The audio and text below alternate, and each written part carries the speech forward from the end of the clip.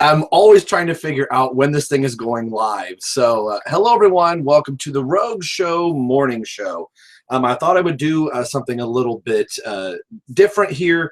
Fridays is one of my 3 days off. I work um, 4 days a week, so I have every Friday, Saturday, Sunday off unless there's overtime. Whole another story. And I do a lot of my YouTube editing and YouTube videos on Fridays on my day off. My wife is at work, so I have the house to myself, so I can make all the noise and excuse me, and all that stuff. And a lot of times I end up watching a lot of videos is when I catch up on doing some of the stuff. And in the morning, I eat my cereal and, I watch, morning talk shows. And I always like watching that stuff. So I thought it'd be kind of cool to do something like for my own too, to be able to kind of do a little morning talk show, if you will. I was supposed to have a guest on today. ODC, that's me. I'm not exactly sure if we got our wires crossed. I know he works second shift, so maybe he had a later night last night than he anticipated on. So I have sent a message to ODC, that's me. If he gets it in time, he will join the call. He'll probably just pop right up. So if not, we will try and get back in the next episode.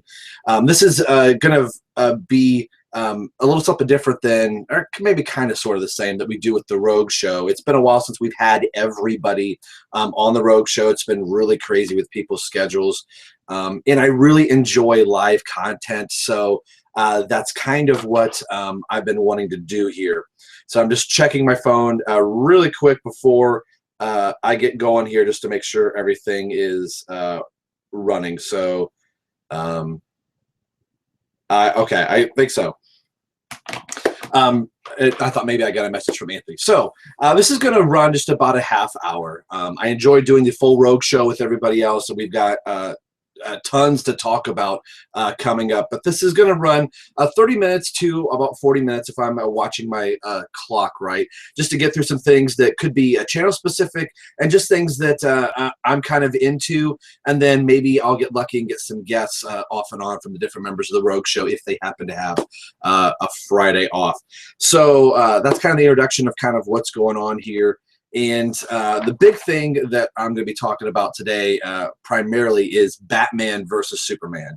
A week from right now, I will have seen the movie. I can't believe we're living in a world where that is a reality.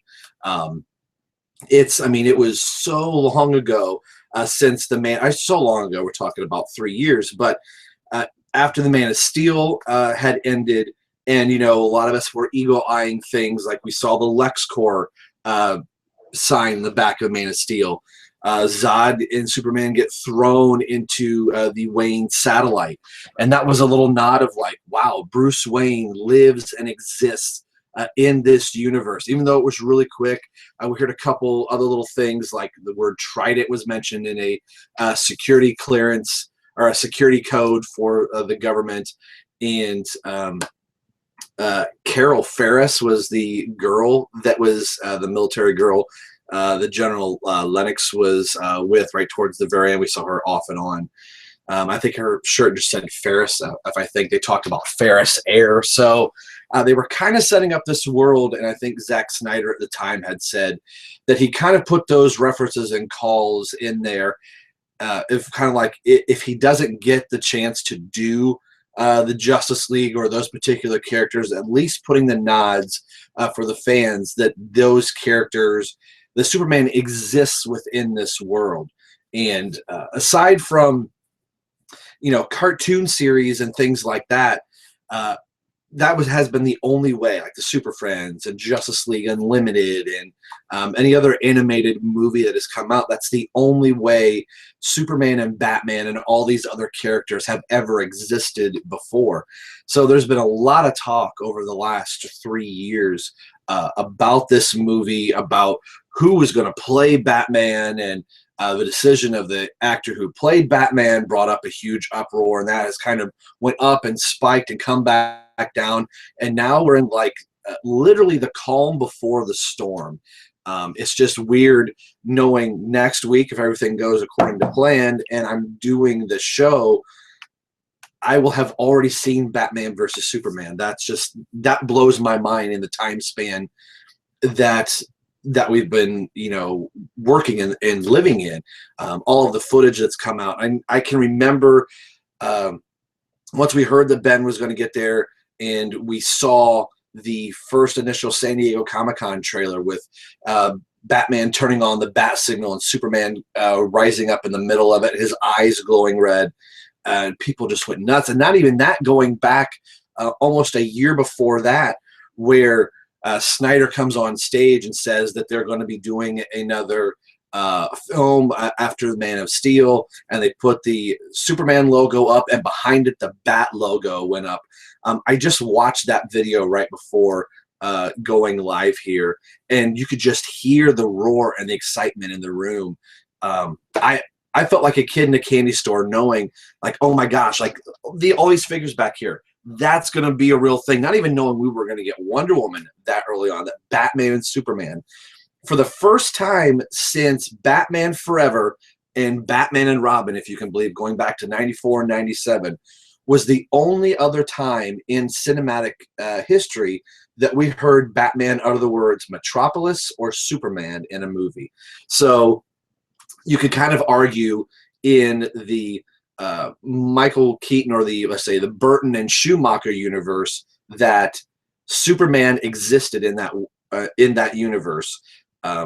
Only because, Forever and Batman and Robin were, sequels, still in the same canon, but different directors, but still, that Batman had made the mention, this is why Superman works alone, to Robin. Or Bruce and Batman Forever had said to Dick Grayson right after his parents had died, Dick was wanting to go run off and go chase down or to go after the circus or whatever it was, saying, the circus is halfway to Metropolis by now. You're like, where was Dick going to go? So I remember sitting in the movie theater back then and go, oh my gosh, they mentioned Metropolis. Or to hear Batman go, this is why Superman works alone. Thank you, George Clooney, for delivering that line. But in the movie theater in 97, excuse me, I can remember going, Batman just said Superman, and thinking, is Superman going to show up somewhere? But, he never did.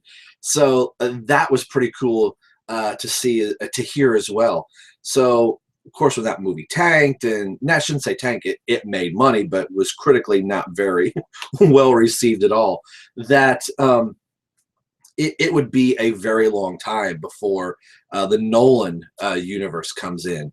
And this is kind of one of the topics that I had here to discuss, what the Batman films did for us, good and bad. We don't have to say what bad Batman films did. You could kind of look at Batman and Robin. Some people want to lump Batman Forever into that. I still really, really like Batman Forever. There's parts of it that just, that is the Batman movie that I've seen the most times in theater. I saw that 4 times. I saw 89 3 times, Batman Returns twice, Batman Forever 4 times, and Batman and Robin 1 3/4 times. The reason it was 1 3/4 times and not 2 was we saw it a second time, some friends of mine, but we were playing in a softball league, and we weren't accounting for the trailers taking so long. So we got up almost right towards the very end of it, right as they're getting into their like snow suits and their, as corny as that sounds, but they're going to go fight Mr. Freeze. I remember looking at my watch the whole entire time going, we're going to have to cut this movie short. So we end up leaving there. And many years later, my cousin who was playing softball with me had said, boy, we dodged a bullet.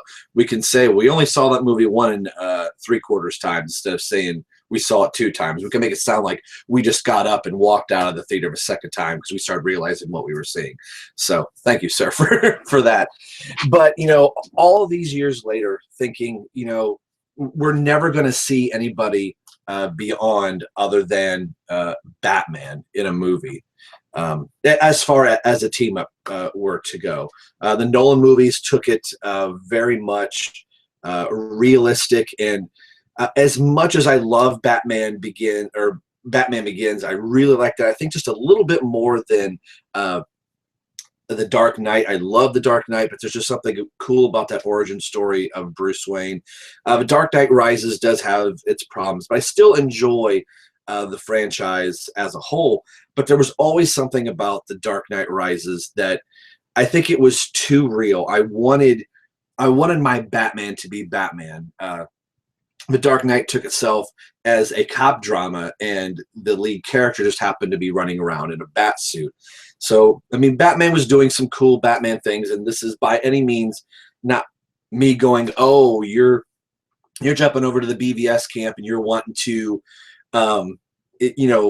smash and hammer down the Nolan universe. I love the Nolan universe. They've got my Dark Knight Rises collector's DVD, right there with the broken cowl. Seeing the fight with Bane was amazing, and never thought we were going to get to see after Batman and Robin, and hearing Bane go, "Bomb, monkey," going, sitting in the theater going, that is not Bane at all. And seeing a Bane that is actually acting like Bane in screen or on a movie screen, in The Dark Knight Rises was fantastic. And seeing Catwoman was great in that movie, but at the same time, it's like in The Dark Knight Rises, having Bruce go 8 or 9 years without being Batman just because of the loss of Rachel Dawes really didn't sit well with me. And I think for a lot of Batman fans, that I could see if there was a Jason Todd in there, or he had a Robin that just really shut him down. But like we've known from the comics, that is the thing that pushes and drives Batman, that he is trying to say the loss of this person's life just redefines what I'm doing. And that's where in Rises I was like, really, you stopped being Batman because of a girl? If this was the love of your life and you were led to believe by Alfred that she was going to leave Harvey and she was going to be with you until Alfred gave him that letter, that should have made you go, the Joker took her, the Joker killed her, disfigured your friend Harvey Dent. This should have rejuvenated why you were doing what you're doing. It was the death of his parents that said, this thing that happened to me is not going to happen to another living soul as long as I possibly live. And Batman would have strived to do that. So we get into The Dark Knight Rises, and he's a hermit, for crying out loud. That's where I started having problems in the Nolan universe. It wrapped it up in a nice little bow for the universe, but it was in Rises where Nolan's like, I want to tell a pure Bruce Wayne story.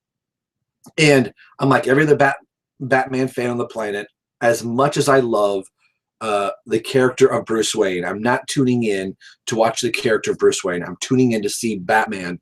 And then the mask that they said in Batman Begins, the mask of Bruce Wayne is what Batman wears. That is the costume he wears. Bruce ceases to exist as Batman almost when his parents were killed, and goes into this life of, I have to train, I have to be smart, I have to be all these things, and I've got to become something else for the greater good of Gotham City. Gotham City is a cesspool. It's ridden with crime.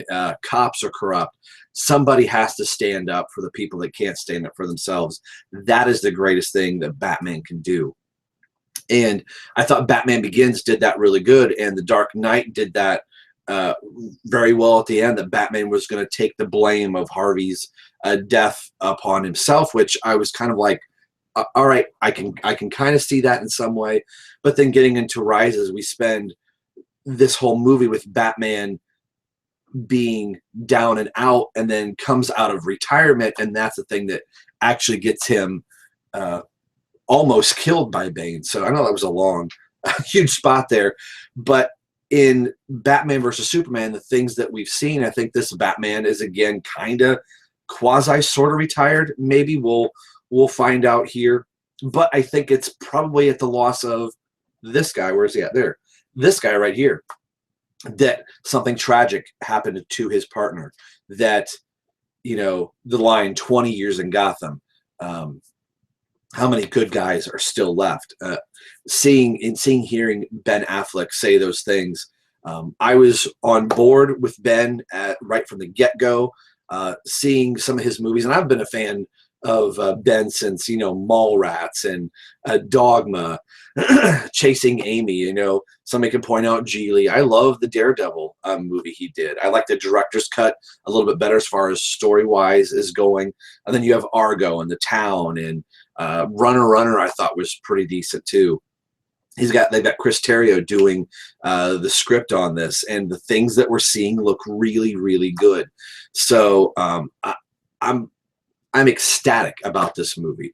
I've bought enough merchandise and all these other things to get myself pumped for this movie. And again, I can't believe we're here. The Man of Steel, sitting in the theater to watch The Man of Steel, we had no idea by the time that movie ended even that was going to connect something else for another year or so. So all of those things that some people had with the destruction in Metropolis and Superman killing Zod, a lot of people have said, and I agree totally, even watching the movie, that this is a Superman that has been Superman for about 30 seconds. So it's not like he had decided to become Superman and then had all this training time that Bruce Wayne had. Yes, he has a lot of DNA of all of the citizens, or the could-be, would-be citizens of Krypton before they died, so they've got all of the, it could be a doctor or a lawyer or, a military person. All that DNA is in him, so he would technically, I would think, have some of that training, or at least that knowledge base from the, the canon that they put in the Man of Steel. But so it's not like, okay, I've got all these powers. And in the Christopher Reeves movie, he spent like 12 years honing his skills with his father through like the holograms and stuff like that, learning about the history of Krypton and what it means to do for truth, justice, and the American way, and to save as many lives as you possibly can.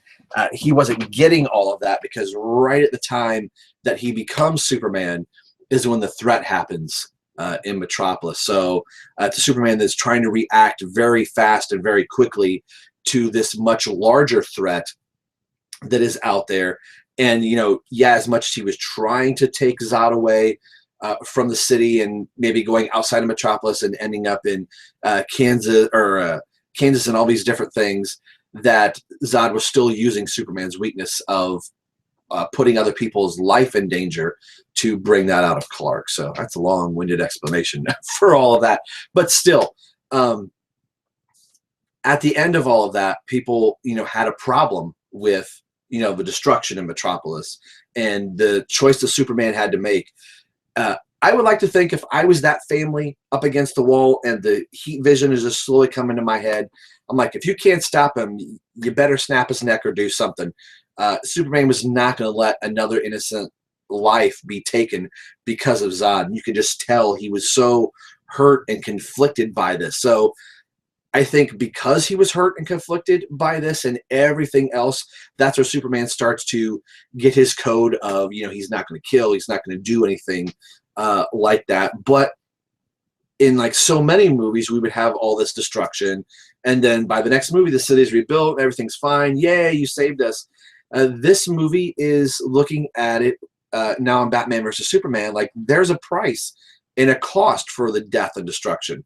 Much ironically, like Civil War is going to be dealing with as well, putting these superheroes in check. You have to pay and account for the quote-unquote crimes. You're trying to save our life, but this is real world. We live in a world where I get a cup of coffee. In this case, it's a Lex Luthor can of Diet Cherry Coke. But I get my coffee from Walmart. How many times have we heard stories like somebody gets their hot coffee and they burn themselves because the coffee's too hot, and they're going to sue the person that not only gave them the hot coffee, but the store that sold the hot coffee. It's like, you bought the coffee knowing it was hot. Not that, we lived in a city knowing we had superheroes here and our building is going to get knocked over. But we're in a day and age of like, well, it's like somebody that's drowning and paramedic jumps in, saves their life, and maybe they have a broken rib or they have some slight brain damage or something like that. Your life was just saved, and now you want to sue the person that just saved your life because you didn't come back in the same way that you were before your life was saved. So it's kind of like Jonathan Kent had said in The Man of Steel, which some people had some problem with. When young Clark says, "What was I supposed to do? Let him die?" And Jonathan was like, maybe. You know, you have these powers and these things, but what's going to be the cost to my son using these powers? I, just like any parent would, I want to keep my child safe. I want to keep my child from not getting harmed. And by you doing all these great and amazing things, there's going to be a cost someday because you can do this. And right now, as a 12 or 13-year-old kid, you cannot stand the burden of that choice. And even in the moment when Jonathan gets sucked up in the tornado, where people were like, come on, he should have gone right over. Jonathan still knew at that moment, this is not how you need to show your true colors or show who you are. You know, I even looked at it like, great, you just saved your father. You chose that moment to come out and save your father when that you let the whole bus full of kids drown, you let, you know, whatever those other things are. And Jonathan still knew at this moment it's still not the right time. This is the lesson of that bus tragedy when he said, was I supposed to let him die? This was that, no, not now. This isn't the moment. I'm supposed to die in this tornado, so I'm dying now. I'm just looking at messages here, sorry.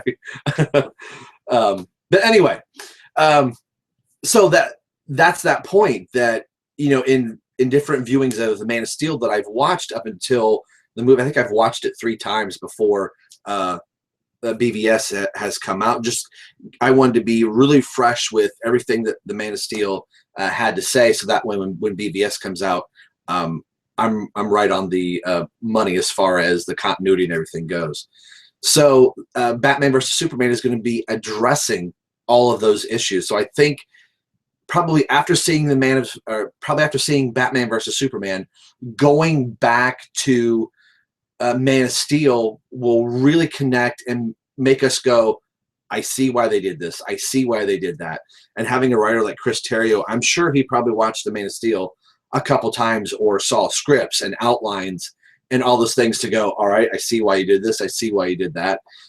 Something that Nolan, while he was an executive producer on The Man of Steel, had told Zack Snyder, I don't think you want to watch, or excuse me, I don't think you want to kill Zod in Man of Steel. I think that's going to really have a different turn for what the audience is going to think of the Superman. And, you know, Snyder said, we're going to do it. I think in the back of his mind, if The Man of Steel does very well, that they're going to get to do another movie. And by putting Batman just in by reference only, and the Bruce Wayne, the Wayne satellite, that there was that discussion of like, well, what if we put Batman in here?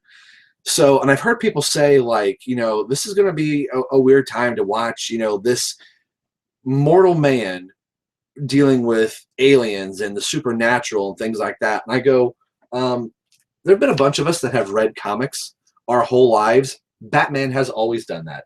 And the Super Friends and the Justice League cartoons and the DC animated movies, Batman is always there. It never seems out of character, and it never seems out of context.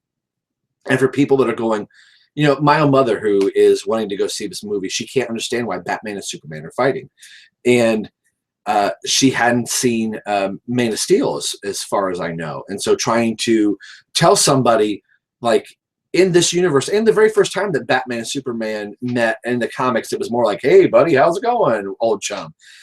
In this, it's more, in more latter versions of the stories of the two characters, it's two people who are on opposite sides of what they view. Superman is now trying to do everything by the book and not to go around or break any laws and just be the best superhero, the best person he can.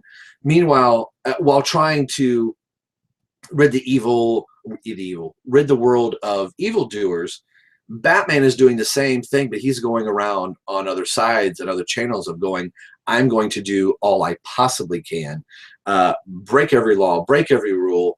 But if I can stop this guy from blowing up a stadium full of people, or if I can take the Joker out and hopefully get him reformed, but I had to blow up 2 city blocks to do it, that's what it's going to take to do it. And ironically, Batman is upset at Superman for, helping knock down buildings and things like that. But I think you get what I'm trying to say. So there's going to be some point in this movie where the two of them realize they're on the same side. They're just going out about it at different ways. So I can't be more excited about this film. So yes, you're distracting Rob, guys. See, there we go. Now they're laughing at me. That would be Odie, or that would be Stu Murray 47 and Automatica herself. So that's the cool thing about this film. And again, it's living in a world where I never dreamed that we were going to get a movie like this. As excited as I was for Star Wars, and knowing, in the back of my mind after seeing episode 3, I'd come to realize, okay, I think that's going to be it. We're probably not going to get any more Star Wars live action movies. It's only going to be animated movies or video games or, something like that. Maybe a cartoon series like the Clone Wars or something like that. So I was okay with it. So getting a new Star Wars franchise and announced to us was just, I couldn't believe that was going to happen. And sitting in the theater for Star Wars, I was just like, I can't believe I'm getting to revisit all these people again. Luke Skywalker, Han Solo, Princess Leia, and then getting to meet Kylo Ren and Captain Phasma and Rey and Finn and Poe, and just this whole universe, and going, it's like my childhood just rebooted itself all over again. This is the universe that I absolutely love. But in the back of my mind, the whole time I'm watching Star Wars is going, as great as this is, my 2 favorite heroes in the world, aside from Robin, are going to be in a movie together for the very first time. And I am more excited for Batman versus Superman than I've been excited since, I have not been this excited for a movie since 1989, seeing the first Batman movie. And I can remember sitting in the theater. Remember sitting in a theater. I cannot remember for the life of me what movie I was watching. I was with my parents, and I think maybe a friend of mine. And, the trailers were playing, and then all of a sudden, the Batman logo comes on screen. And I'm like, what is this? That trailer had such a profound effect on me that I blocked out even what movie I was seeing, because all I could talk about on the ride home was this Batman trailer that I saw at the movie theater that I had no idea. This is before the days of internet going, oh, wow, the new trailer for, the Batman movie for the Tim Burton movie is going to be playing with, Ghostbusters or whatever movie that it was there. It was like purely sitting in the movie theater and going, did I just see that? The whole ride home, I was asking my mom, like my mother is going to know when the movie is coming out. I think it may have said June or something like that. But all I could talk about was the Joker and Batman, how cool Batman looked. I have not been that excited for a movie since then. I would probably say Batman Forever is probably a close second to that as far as, superhero movies go. It was kind of like, restarting over. And granted, what you think of those movies, the hype was as close, maybe kind of close to 89. But 89 was what really started. We hadn't seen a live action Batman. All we had was Superman up to that point. So before then, it was the campy Adam West Batman TV show. So people were like, is it going to be bam, pow, zap? And coming out of that theater, everybody on the planet was a Batman fan. You couldn't walk down the street and not see a Batman logo. People that I didn't know were Batman fans became Batman fans because of that movie. You saw ball caps, hats, jerseys, action figures. It was funny that Kenner had the Batman, or you had like the superpowers line that they kind of let that go. They thought, nobody's going to want, Batman action figures. So Toy Biz bought the license, and Toy Biz could not produce enough Batman products. So Kenner came back in, rebought the license, or kind of helped Toy Biz out, and then took that back over.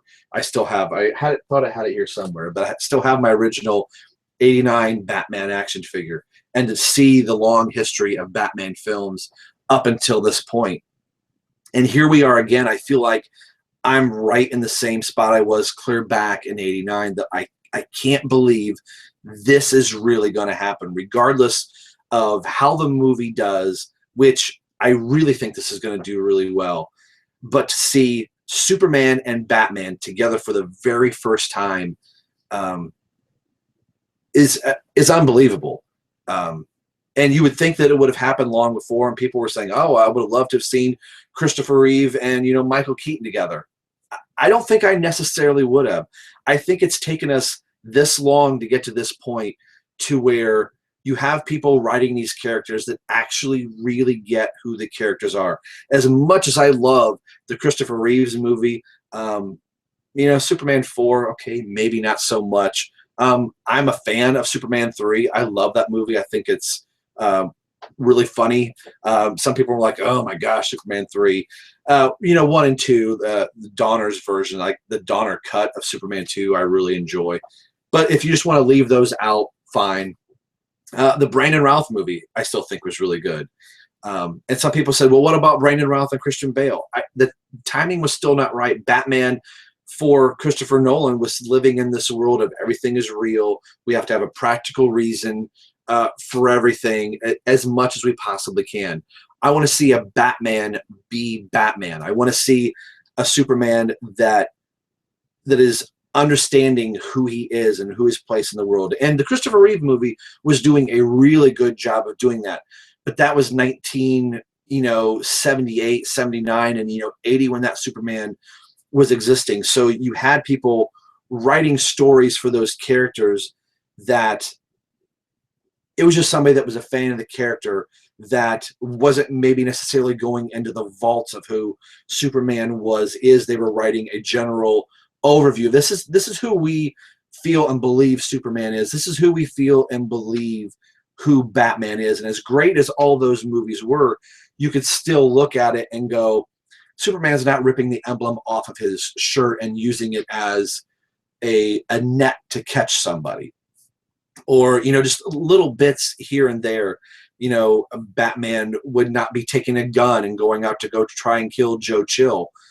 Although I kind of think maybe he kind of would have, depending on the iteration. I feel like now with the movies being in the cinematic universe, you have somebody like a Jeff Johns that is steeped in his comic book knowledge, that is kind of the overseer of the products and the characters in the movies, that's kind of filtering out to the Chris Terrios. You have somebody like a Ben Affleck that loves the Batman character. You have somebody in Henry Cavill that loves the Superman character, that wants to take ownership of this character, and hopefully has said he wants to play this character for as long as he possibly can, that this is a character that's near and dear to himself.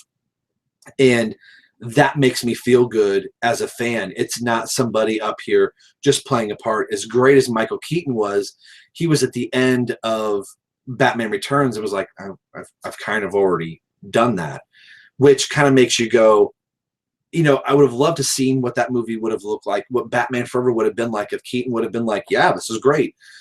Somebody like a Keaton was looking at it like, okay, I did too. I'm done. Then we started having the revolving door of, now we've got Val Kilmer. Then Val Kilmer was shooting something else. There wasn't the love and the care from the actor necessarily playing the part. He was playing a part doing the paycheck. And I was kind of worried that Ben Affleck might kind of approach Batman like this. As great as his movies directing has been and the actor he's turned into, I was like, man, Ben could do one and done and go, all right, this was too much. But seeing the fun that he's having in a lot of these parts, in just promotion with Henry Cavill that the two are having. The most recent one where Ben Affleck is breaking into Henry Cavill's dressing room and he's drawing glasses on Superman and took out all the Superman memorabilia and put in all Batman memorabilia. That's up on I think YouTube and Facebook right now, Ben just kind of, defacing Henry Cavill's, Superman stuff, and seeing the fun that they're having, and knowing the long-term plans, and the studio going, we want to have you for a series of movies, rather than somebody like Michael Keaton will do one movie and then it does really well, and now you've got to convince your lead actor to do a second one, or you've got to throw more money. Okay, now you got to do a third one. I think Keaton at that point was like, all right, I'm done. I'm out. I'm going to do something else. So, and not to say that those movies aren't great. I still love them. I started to fall in love with Batman Returns in more recent years, where after the first viewing of Batman Returns, I was like, I don't know. That's a Tim Burton movie with Batman in it. But I started to find some things that I really enjoyed out of it. 89, as much as the continuity is all over the place with, as far as the Joker killing Bruce Wayne's parents, I remember seeing that in the theater. And even just slowly getting into comics in 89, I knew that was wrong. So, and then I've said a million times that the suit being black, and then that kind of spun into the X-Men movies where everybody had to be wearing black outfits. So finally getting to see movies like Spider-Man and Iron Man, and then hearing that Batman versus Superman was coming out, I'd said it multiple times, if Captain America can wear red, white, and blue, and Iron Man can be bright gold and bright red, there should be no reason why Batman can't be blue and gray, or why Batman can't be at least black and gray. And seeing that first image of Ben Affleck with the Batmobile, which the day before we saw the back end of the Batmobile, going, all right, they're going to show us the Batmobile. I can remember being at work and then getting a lot of text messages and Facebook messages from the Rogue Show members and just other people that I know, seeing like, oh my God, it's up, the first picture of Ben Affleck. And knowing that my lunch break wasn't for a while, and then going back through the feed and seeing Ben, and just that monochrome color, that everything was just all colors of gray. And the first thing I noticed, the suit's not black. We don't know if it's all one solid color of gray, if it's all one weird blue like the George Clooney outfit. But the thing that kind of scared me at first was looking at the Bat logo, and it looked like it was the same color as the rest of the bodysuit. And I'm like, oh no, the bodysuit's going to be one color, and you're going to kind of sort of see a Bat logo like in the Christian Bale Batman Begins, or the Dark Knight and Dark Knight Rises. I hated that Bat logo. I like the Bat logo on the Batman Begins, both having that armored plating, the Bat logo kind of sunk down in. So the only thing that defined that being Batman was the cape and the cowl, which I know I'm probably nitpicking, but I want to see the nice big logo. That'd be like the Superman logo being so small. It's like, okay, he's in a blue outfit, but we're not going to show a Superman logo. The Man of Steel outfit has got so many intricate details. They've added a Kryptonian text throughout the S. So seeing that, then I felt like it was so long watching, waiting for footage. Like, when are we going to see a colored footage of, Ben's costume? And then all of the Photoshops. That's what made me feel like it was 1989 again. People were falling all over themselves in 89, trying to get the first images of Michael Keaton in the Batman outfit, and seeing that very first image, which is kind of like what Snyder did. It was a callback to 89. The first Michael Keaton image that we saw was him next to the Batmobile. Of course, Snyder did the monochrome color and made us kind of guess. But seeing it being actual black and gray, looking like he leapt off the pages of the comics, it makes me smile like nothing else. And I can't be more ecstatic for this movie. And one could say, Rob, you're probably building yourself up for a movie that could totally crash and burn. Knowing that this movie has had, and advanced ticket sales could be phenomenal, and they are doing very, very well, and it's breaking already kind of records of other things that it already has to kind of beat at the moment. That you could sit in. I mean, ticket sales for Batman Forever and Batman and Robin were really good, and then coming out of the theater, you were like, what the hell did I just watch? So I know that there is that part that the movie could be great, but there could be subject matter in this that I go, oh man, I wish they wouldn't have done that. That could spiral, my excitement for the movie could be completely different from the time of coming out. So I am aware of that, but at the same time, I really don't care. I'm excited for this, and I don't think there's going to be something that I'm going to see on the screen that's going to get me really disappointed, because of the hands that it's in and the people that care for these properties, and knowing that this movie is the launching point for a greater DC world just has me really, really excited. So I think that is the end of my, little notes here, and hopefully it didn't seem like a rant, but this is something that I want to do. I wanted to get into some comic book stuff very briefly, wrapping up a podcast here probably at the end of this month for Batman and Robin Eternal. Issue 24 just came out of 26 issues of the series. I can't believe we're going to be recording episode 7, which would be 7 months that this has been going on, roughly 7 months, probably a little over 6, that this series is finally wrapping up, which, now in the new 52, we are at issue 50 of the current new 52 books. And once the main books that have lasted this long hit 52, Rebirth is going to be starting. We have Titan's Hunt right here, which only made it to 6, but still wondering what that's going to be like. And hearing Jeff Johns recently talking about something that was missing is the history from some of these characters. The new 52 tried to put everything in this small, tiny little 5-year box and took some history out of the characters. So I think as far as continuity, like as far as Batman goes, like the Court of the Owls is still going to happen. Maybe death of the family has still happened. But things like, the breaking of Batman's back, and maybe the length of service of the Robins is going to change, and how Superman is, and the death of Superman from Doomsday is kind of like, well, that kind of happened. They've kind of skirted around it, really haven't kind of talked about it, but those type of points are being put into it, and kind of paralleling, not making it the same, but we have shows like Supergirl that's doing fantastic, and Arrow and The Flash, Legends of Tomorrow. Like, these are characters that are in the mainstream right now. We want to have books with these characters out for people, and have really good writers on a Supergirl book, and having books like Action Comics and Detective Comics are going back to their pre-New 52 numbering system. So you're going to see Action Comics up in the 900s, getting close to 1,000 if it's not there already. Detective Comics in the New 52 hit issue 900. So once Rebirth is done, whatever that first Detective Comics issue is going to show the history of these characters. So that has me excited. Knowing where some of my favorite characters like Tim Drake, where is he going to line up? He is not going to be the leader in Teen Titans. Is he going to go over in the Titans Hunt book? Knowing that Dick Grayson is coming back as Nightwing is exciting. So it's a cool time for DC fans right now. The comics are wanting to get their sense of history back in their comics, which, as much as I like the New 52, that was a big sidestep they took away, and thing that shooed a lot of comic book fans away from comics is they took all this history away and tried to give us something new, which they have to do from time to time.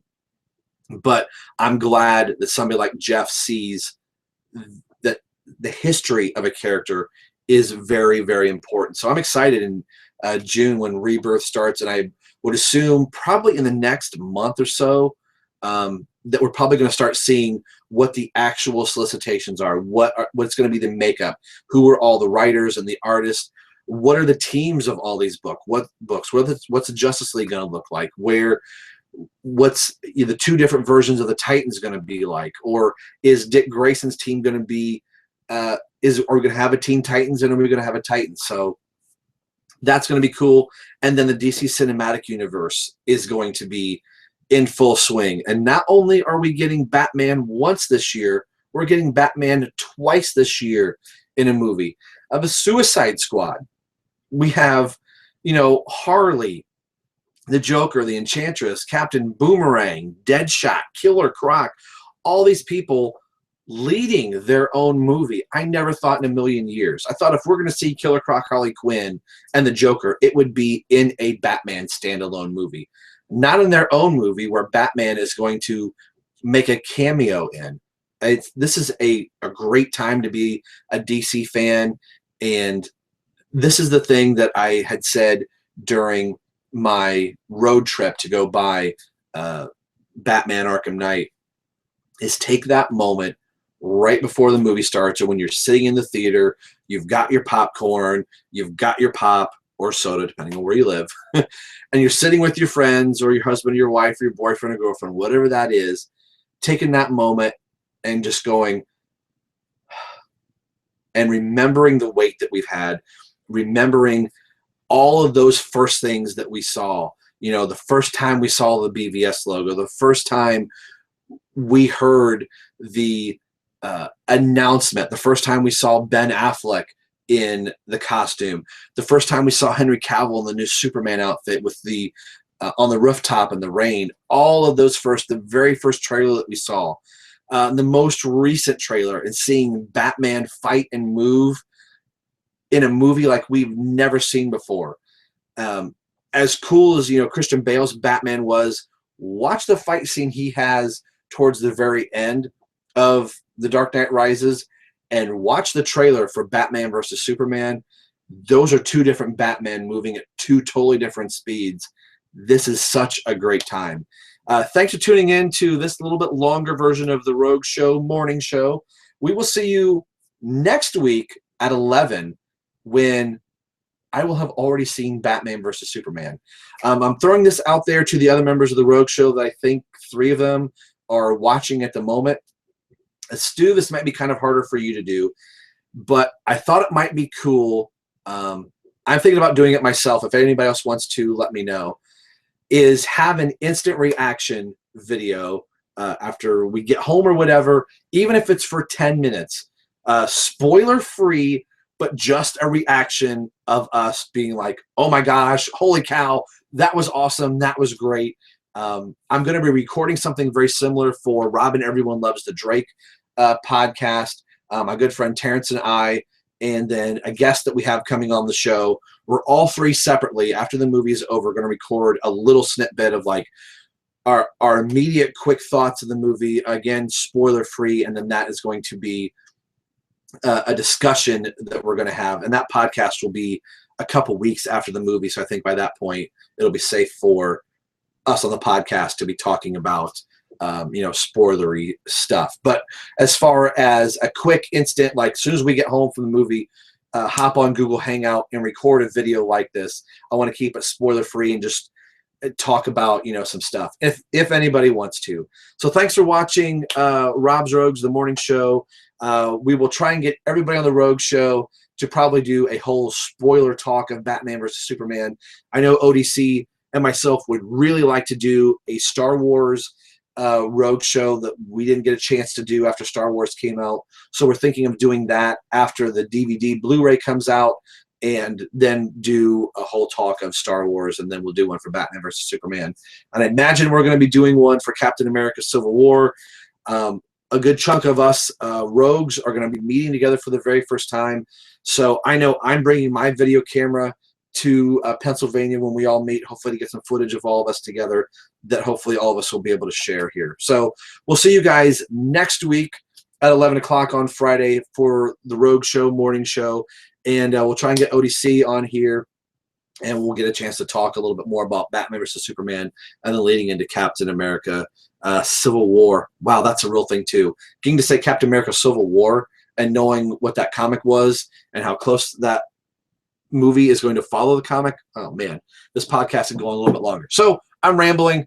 We'll see you guys next week, and check out all the other Rogues channels, Automatica, Chapman Films, Stu Murray 47, ODC, that's me, and myself here, Rob, for Rob's Rogues.